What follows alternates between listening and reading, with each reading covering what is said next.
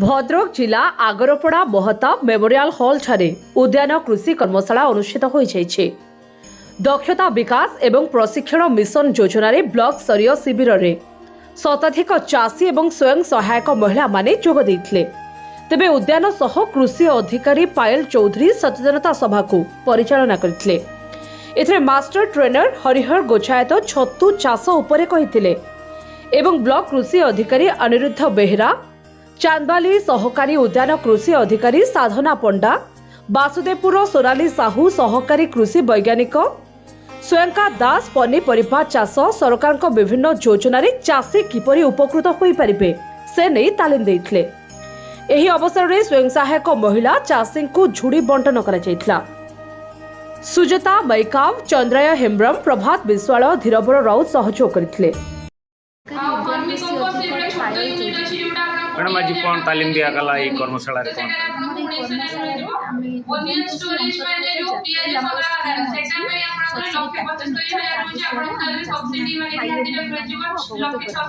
वो माने जोग दे वो माने जोग दे छथि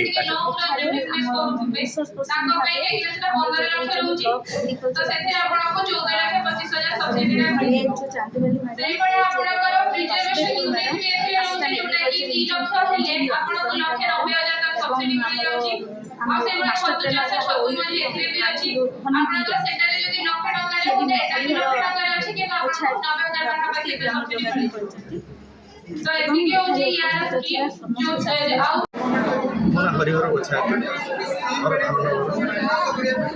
मो चाष पर मुझे तालीम दूसरी गोटे दिन आज कर्मशाला आसिक मो चाष केमिति कोन उपकृत होई परिबे। आज्ञा सर उपकृत हे जब निष्ठार सहित एम ट्रेनिंग नहीं बाक्स जी करती 5-10 बाक्स जी रखती धीरे धीरे बढ़ेबे बढ़ेला मधुमाछी पालन करके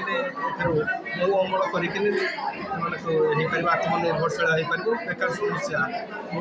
माने दूर हम यहाँ आमर मऊ चाष गोटे दिहला जो मैंने आग्रही से तालीम ने कोई यूट्यूब नहीं पारे ना आम महाराष्ट्र सोसाइटी नहीं पारे तो दिहूँ सरकारी ये दिहूँ से नहीं स्वावलम्बी होकर धीरे धीरे बाक्स बढ़े मधुमाछी पालन कर अमल करेंगे गोटे आम बेकार समस्या यहाँ गोटे मऊ चाष बेकार समस्या दूर हो तापर आउ गोटे कौन हो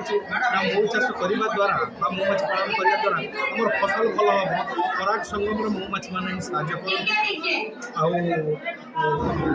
धीरे धीरे मैंने बढ़े मऊ चाष गोटे एमती गोटे चाष लस ना टोटाल लस ना धीरे धीरे ये वर्ष जी 5टी बक्स कर आसंता वर्ष 10 हो 10 ରୁ 20 होमती धीरे धीरे चेन सिस्टम बढ़ी बढ़िका जीव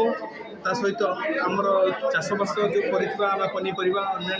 मैंने मधुमाछी मैंने पराग संगम साहाय्य करेंगे विशुद्ध बहु पाइपर आम